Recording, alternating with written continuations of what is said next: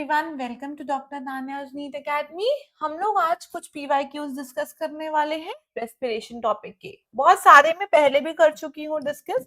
अब थोड़े से और क्वेश्चंस हम पीवाईक्यू जो नीट में आ रखे हैं, एआईपीएमटी में आए हुए हैं, उनको हम डिस्कस करने वाले हैं सो दैट हमारा टॉपिक कंप्लीट हो जाए। हम कॉन्सेप्ट भी समझ रहे हैं और साथ में हम पीवाईक्यू भी करेंगे, तो बेटर रहता है अंडरस्टैंडिंग के लिए कि जो हम पढ़ रहे हैं वो किस काम का है। ठीक है, तो आज की क्लास को स्टार्ट करते हैं और क्वेश्चंस को स्टार्ट करते हैं। पहला क्वेश्चन है नीट 2023 का आया हुआ है।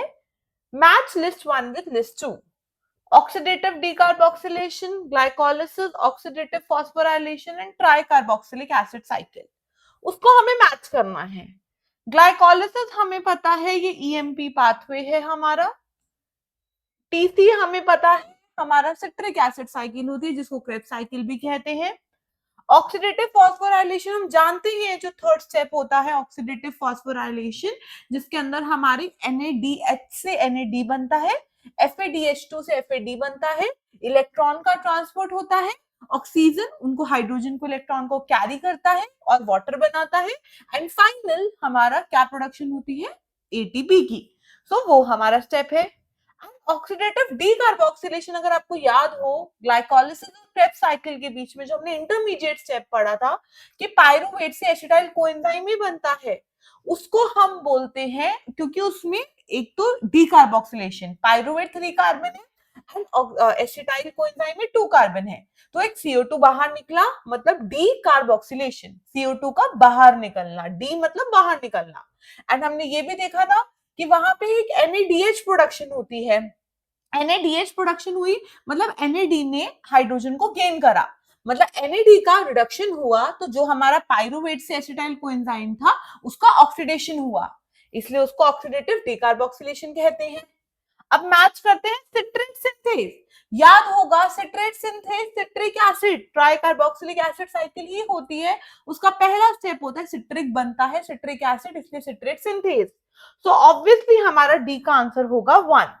तो 2 ऑप्शन तो हमारे वैसे ही कट हो जाते हैं कि इनमें से कोई भी आंसर नहीं होगा। अगले पे चलते हैं, पायरुवेट डिहाइड्रोजिनेज ETC। हमें पता है ETC is linked with oxidative phosphorylation, so मेरा 3 is C is related to 3, तो C इज रिलेटेड टू 3, तो वैसे तो ये ऑप्शन गलत हो गया, आंसर हो गया C। But let's check EMP हमने पढ़ा ग्लाइकोलाइसिस को कहते हैं, तो B का 4 and A का 2, so that's why my correct answer is C। I hope इस क्वेश्चन में आपको कोई डाउट नहीं है। अब चलते हैं अगले क्वेश्चन में जो नीट 2021 में आया है। Which of the following statement is incorrect? हमें गलत स्टेटमेंट बतानी है। During aerobic respiration, role of oxygen is limited to terminal stage। हमने पूरी की पूरी साइकिल्स पढ़ी और हमने भाई ये भी पढ़ा है कि जब लास्ट में ETC आता है ना, तब ऑक्सीजन आपका कैरी करता है इलेक्ट्रॉन और हाइड्रोजन को और वो वाटर बनता है। तो एरोबिक रेस्पिरेशन में ऑक्सीजन का काम सिर्फ लास्ट में है, ये बिल्कुल ठीक है, टर्मिनल में है। ETC इलेक्ट्रॉन ट्रांसपोर्ट चेन में एक मॉलिक्यूल ऑफ NAD से 2 ATP बनते हैं और एक FADH2 से 3 ATP बनते हैं, जो बिल्कुल गलत है। हमने याद करा है एक NADH से 3 ATP बनते हैं और एक FADH2 से 2 ATP बनते हैं। And to be more precise, मैंने ये भी समझाया था कि एक NADH से 2.5 ATP बनते हैं और एक FADH2 से आपका 1.5 ATP बनता है। तो याद रखना दिस इज रॉन्ग, तो उसने इनकरेक्ट पूछा है, वैसे तो मेरा आंसर आ गया, बट हम और भी ऑप्शन पढ़ लेते हैं, क्योंकि हमारा टारगेट सिर्फ आंसर तक आना नहीं है, हमारा टारगेट है कॉन्सेप्ट को समझना। क्योंकि अगर हमने एक बार कॉन्सेप्ट अच्छे से पढ़ लिया ना, तो एग्जाम में ये क्वेश्चन तो सेम नहीं आएगा, लेकिन इसका सीखा हुआ कॉन्सेप्ट जरूर आ जाएगा, ध्यान रखना इस चीज को। चलते हैं, एटीपी सिंथेसाइज थ्रू कॉम्प्लेक्स 5, बिल्कुल ठीक। 5 कॉम्प्लेक्सेस थे ETC के अंदर, 4, 5वां कॉम्प्लेक्स ऑक्सीडेटिव फॉस्फोराइलेशन के अंदर था। एंड जो 1 से लेके 4 तक है वो इलेक्ट्रॉन ट्रांसपोर्ट चेन में इन्वॉल्व थे और वो आपका O2 से वाटर बनवाते थे। और 5th वाला कॉम्प्लेक्स हमारा ATP बनवाता था, बिल्कुल ठीक। Oxidation reduction reaction produce proton gradient in respiration, ये भी मैंने आपको पढ़ाया था कि आपका इलेक्ट्रॉन्स ऐसे ऐसे ऐसे ऐसे आगे जाता हुआ आपके 4th कॉम्प्लेक्स तक जाता है, कॉम्प्लेक्स 1, कॉम्प्लेक्स 3 और कॉम्प्लेक्स 4। 1 में 4 प्रोटॉन आपके मैट्रिक्स से इनर मेम्ब्रेन में जाते हैं, 3 के अंदर आपके 4 प्रोटॉन जाते हैं और 4 के अंदर आपके 2 प्रोटॉन जाते हैं जो एक प्रोटॉन ग्रेडियंट बनाते हैं। तो प्रोटॉन कहां जाते हैं? प्रोटॉन जाके बैठ जाते हैं इनर मेम्ब्रेन स्पेस के अंदर।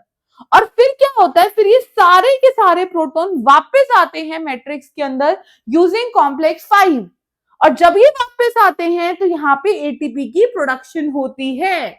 यही है हमारा complex 5 which is oxidative phosphorylation. तो ये पॉइंट भी बिल्कुल ठीक कि ऑक्सीडेशन रिडक्शन रिएक्शंस हो रहे हैं। हमने पढ़ा था NaDH से NAD बना, इसने लॉस ऑफ हाइड्रोजन करा, मतलब इसका ऑक्सीडेशन हुआ, इसने अपने हाइड्रोजन आगे दे दिए, उसका गेन हुआ। तो एक ऑक्सीडाइज, दूसरा रिड्यूस, फिर अगला ऑक्सीडाइज रिड्यूस, ऑक्सीडाइज रिड्यूस, ये होते होते होते होते आपका एटीपी प्रोडक्शन होती है। बिल्कुल ठीक। Let's move to the next question of NEET 2018। Which of the following statement is incorrect? इसमें से कौन सी स्टेटमेंट गलत है? पहले छोटे वाले से देख लेते हैं। ग्लाइकोलिसिस साइटोसोल में होता है, बिल्कुल ठीक। साइटोसोल में ग्लाइकोलिसिस होता है। माइटोकॉन्ड्रिया की मैट्रिक्स के अंदर आपका क्रेब्स साइकिल होता है और माइटोकॉन्ड्रिया की जो इनर मेम्ब्रेन है ना, उसके अंदर हमारा ईटीसी एंड हमारा ऑक्सीडेटिव फॉस्फोराइलेशन होता है, हमें याद है। इवन हमें ये भी याद है जो इंटरमीडिएट स्टेप है वो भी मैट्रिक्स में ही होगा। Enzymes of TCA cycle are present in mitochondrial matrix. Mitochondria में प्रेजेंट है, माइटोकॉन्ड्रियल मैट्रिक्स में होता है क्रेब्स साइकिल, तो वहीं पे तो उसके एंजाइम होंगे। लेकिन याद करो, मैंने आपको एक एंजाइम याद कराया था, सक्सिनेट डिहाइड्रोजिनेज। ये आपका क्रेब्स साइकिल में भी इन्वॉल्व होता है और ये आपका कहाँ पे इन्वॉल्व होता है? ईटीसी के अंदर भी। जो कॉम्प्लेक्स 2 है वो सक्सिनेट डिहाइड्रोजिनेज ही है। तो सक्सिनेट डिहाइड्रोजिनेज एक अकेला ऐसा एंजाइम है हमारे क्रेब्स साइकिल का जो इनर माइटोकॉन्ड्रियल मेम्ब्रेन के ऊपर जुड़ा होता है। तो ये आंसर हो सकता था गलत होता, क्योंकि एक एंजाइम आपका मैट्रिक्स में नहीं है, वो इनर माइटोकॉन्ड्रियल मेम्ब्रेन में है। But let's check other options. But वैसे because most of the enzyme TCA के वहीं पर है, इसलिए हम इसको ठीक भी कर सकते हैं। Oxidative phosphorylation take place in outer mitochondrial membrane. ना ना ना ना, ये आपके इनर माइटोकॉन्ड्रियल मेम्ब्रेन में होता है, तो ये तो पक्का ही गलत है। अगला ऊपर देख लेते, एक रह गया। Glycolysis operate as long as it is supplied by NAD that can pick up hydrogen. हमने पढ़ा था एक स्टेप होता है ग्लाइकोलिसिस का जहां पर हमारा NADH की प्रोडक्शन होती है। आपको याद होगा ग्लिसरॉल्डिहाइड 3 फॉस्फेट बना था, उसे 1,3 ग्लिसरॉल्डिहाइड 3 फॉस्फेट बनेगा, ग्लिसरेट बना था, उसके अंदर NADH की प्रोडक्शन थी। तो NAD ने हाइड्रोजन लिया, NADH बना। अगर NAD नहीं मिलेगा उसको तो ग्लाइकोलिसिस रुक जाएगा। तो ग्लाइकोलिसिस होगा जब तक उसको NAD मिलेगा। तो ये भी ठीक है, that's why my incorrect is D. चलो अब चलते हैं अगले क्वेश्चन पे। नीट 2018 का क्वेश्चन है, what is the role of NAD in cellular respiration? NAD, it is a nucleotide source of ATP synthesis. Nucleotide थोड़ी है भाई, ये नियासिन एडेनिन डाइन्यूक्लियोटाइड। उसके बाद हमारा अगला है it function as a electron career.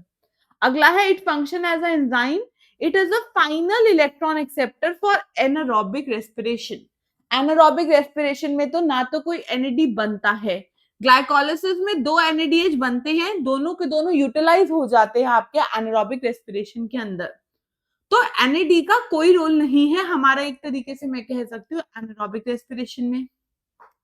It function as a electron carrier, ये बिल्कुल ठीक है। आपको याद होगा NADH plus H plus electron को ट्रांसफर करते हैं, तो ये इलेक्ट्रॉन कैरियर का काम करता है। It is correct. So my answer is B. अब चलते हैं अगले क्वेश्चन पे जो है नीट 2017 का question number 5। Which of the following statement is wrong for Krebs cycle?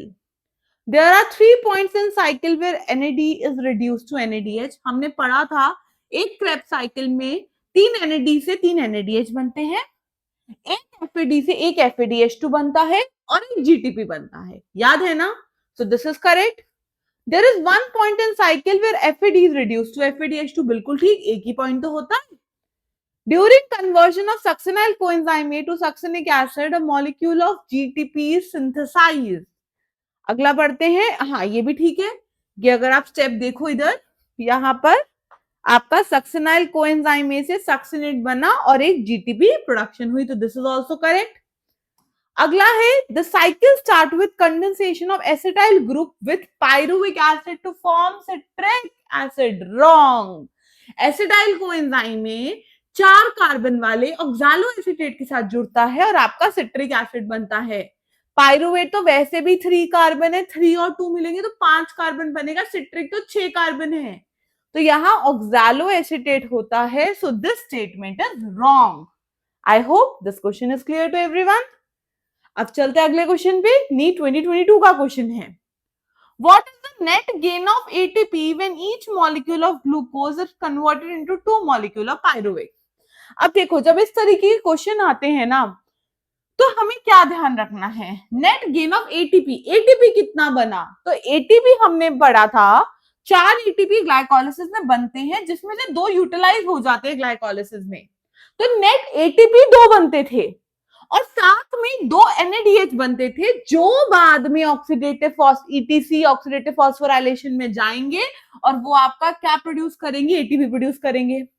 तो अगर मैं कॉन्सेप्ट लगाऊं 2 एटीपी और 3 NADH, सॉरी 2 NADH हमने पढ़े थे बनते हैं, एक NADH से 3 एटीपी बनता था, तो आपके 6 एटीपी हो गए।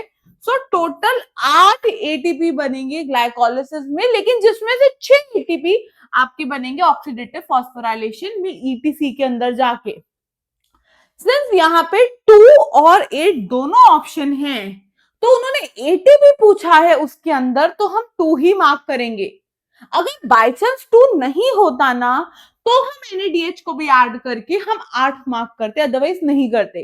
तो इस चीज को याद रखना, क्योंकि नेट एटीपी तो ग्लाइकोलाइसिस में 2 ही बने हैं और 2 NADH बने हैं, उससे एटीपी नहीं मिला, ग्लाइकोलाइसिस में कोई एटीपी नहीं मिला NADH से, वो मिलेगा ईटीसी में जाके। तो ये चीज को याद रखना। This is a good question. अगले क्वेश्चन पे चलते हैं, नीट 2013 का। Which of the metabolites is common to respiration mediated breakdown of fats, carbohydrate and proteins? देखो अब क्या याद रखना है, हमारे पास जो ग्लूकोज होता है या मेरे पास कोई ग्लाइकोजन है, वो ब्रेक डाउन होगा अगर ग्लूकोज में, या हम कह रहे हैं ग्लूकोज का ब्रेक डाउन होगा, तो ग्लूकोज से पायरुवेट बनेगा, पायरुवेट से एसिटाइल कोएंजाइम में बनेगा और वो जाएगा क्रेब्स साइकिल में। सो एक एसिटाइल कोएंजाइम में बना।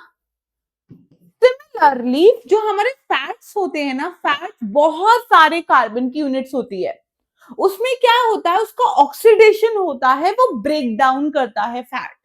जब भी फैट ब्रेक डाउन करता है ना, उससे 2-2 मॉलिक्यूल का एसिटाइल कोएंजाइम में बनता है। इस वाले कॉन्सेप्ट को, एक लास्ट टॉपिक हमारा रेस्पिरेशन का रह गया है, इसको मैं नेक्स्ट क्लास में आपको समझाऊंगी कि कैसे हमारा एसिटाइल कोएंजाइम में कॉमन है। बट अभी के लिए याद कर लो, फैट्स जब ब्रेक डाउन होते हैं ना, अगर सपोज 16 कार्बन का फैट है, मैंने आपको पढ़ाया था 16 कार्बन का saturated fatty acid is palmitic acid, वो क्या करेगा, जब वो टूटेगा ना फैट, तो उसमें 2-2 कार्बन के एसिटाइल कोएंजाइम में बन जाएंगे 8। सो 8 एसिटाइल कोएंजाइम में बनेंगे। 18 कार्बन का स्टीयरिक एसिड है मेरे पास, तो उसके ब्रेक डाउन होने से 9 एसिटाइल कोएंजाइम में बनेंगे। तो इसीलिए मेरा एसिटाइल कोएंजाइम में एक कॉमन है इन सब के ब्रेकडाउन में, जिसको मैं और ज्यादा डिटेल में आपको नेक्स्ट क्लास में पढ़ाऊंगी। अब चलते हैं अगले क्वेश्चन पे, question number 8 which has came in AIPMT 2002. How many ATP molecules are produced by aerobic oxidation of one molecule of glucose? हम बहुत अच्छे से पढ़ चुके हैं, पूरी एक क्लास मैंने ली है आपको ये समझाने में कि 38 ATP मेरे बनते हैं एक मॉलिक्यूल ऑफ ग्लूकोज जब एरोबिक रेस्पिरेशन होती है।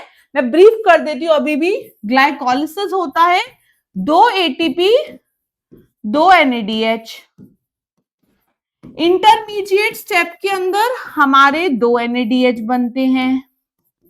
क्रेब्स साइकिल के अंदर मैंने आपको बताया एक बार क्रेब्स साइकिल होती है 3 ATP 1 FADH2 1 GTP, लेकिन सिर्फ 2 पायरुवेट बने ग्लाइकोलाइसिस में, तो 2-2 बार क्रेब्स साइकिल, 2 बार ही इंटरमीडिएट, सब कुछ 2 बार हुआ। सो 6 NADH 2 FADH2 एंड 2 GTP, ये मुझे याद रखना है। अब काउंट कर लेते हैं, यहां से 2 आया, 2 3 जा 6, ये 2 है, 2 3 जा 6, इसके अंदर 6, 6 3 जा 18, 2 आ रहे हैं, 2 2 जा 4 एंड ये भी 2 है ना। तो अब आप काउंट करो कितने हो गए ये। तो टोटल अगर हम करें तो कितने हमारे एटीपी हो गए, 18 हो गए, 18 दूनी 20, 20 के अंदर 26, 30, 36, 38, तभी मैंने आपको कहा answer is 38। I hope this question is clear to everyone. अब चलते हैं अगले क्वेश्चन पे, which is my question number 9। Total हमें 10 क्वेश्चन डिस्कस करने हैं। 9th क्वेश्चन है, oxidative phosphorylation is the production of, oxidative phosphorylation is the production of. अभी हमने पढ़ा एटीपी बनवाता है, कहां पे बनवाता है, रेस्पिरेशन के अंदर। So it is the ATP in photosynthesis, NADH in photosynthesis. Oxidative phosphorylation हमारा एक तो रेस्पिरेशन का पार्ट है और इसमें मेरा नेट एटीपी बनता है, इसलिए ATP in respiration would be my answer. Clear. अब चलते हैं आज के लास्ट क्वेश्चन पे, terminal cytochrome of respiratory chain which donate electron to oxygen. याद होना चाहिए बहुत अच्छे से, मैंने आपको पढ़ाया था cytochrome A1A3 is my final, this is my complex number 4 जो आपका इलेक्ट्रॉन लेता है और ऑक्सीजन को देता है। सिर्फ यहाँ A1A3 दोनों है, तो A1A3 को देता है, इसलिए मेरा साइटोक्रोम A3 है। याद से बताना, क्या मेरा जो कॉम्प्लेक्स नंबर 3 था उसका नाम था BC1, हमने पढ़ा था BC1, 1 complex, 2 complex, 3 complex, 4 complex. 1 क्या करता है, 1 यूबिक्यूनॉन Q को देता है, ऐसे ही 2 भी यूबिक्यूनॉन Q को ही देता है। Q फिर थर्ड वाले के पास जाता है, B को देता है, B फिर C1 को देता है। फिर ये क्या करते हैं, बाहर एक मोबाइल कैरियर साइटोक्रोम C होता है उसको देते हैं, वो आपके 4 के पास जाके A1 को देते हैं, A1 A3 को देते हैं एंड फाइनली आपको ऑक्सीजन को मिल जाता है। तो ये Q और cytochrome C, these two are my mobile carriers. This is ubiquinone, this is ubiquinone Q and this is your cytochrome C. तो याद रखना ये हमारी चेन है जिसको मैंने बहुत डिटेल में डिस्कस भी करा हुआ है। आई होप आपको आज के सारे क्वेश्चन समझ आ गए होंगे।